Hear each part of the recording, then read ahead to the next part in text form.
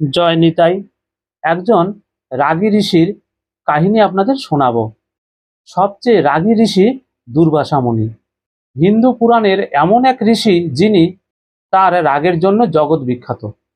তিনি ছিলেন ঋষি অত্রি এবং মাতা অনুসূয়ার পুত্র।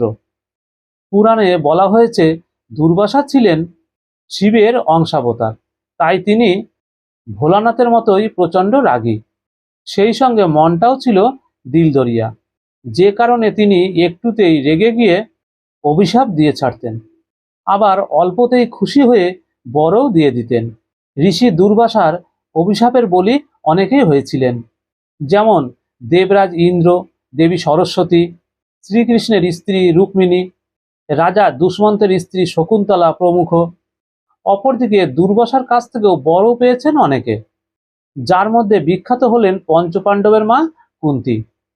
মাতা কুন্তী কুমারী অবস্থায় বর পেয়েছিলেন যে তিনি তার ইচ্ছা খুশি যে কোনো দেবতাকে সন্তান লাভের জন্য ডাকতে পারেন এবং তার ডাকও সক্ষম হবে।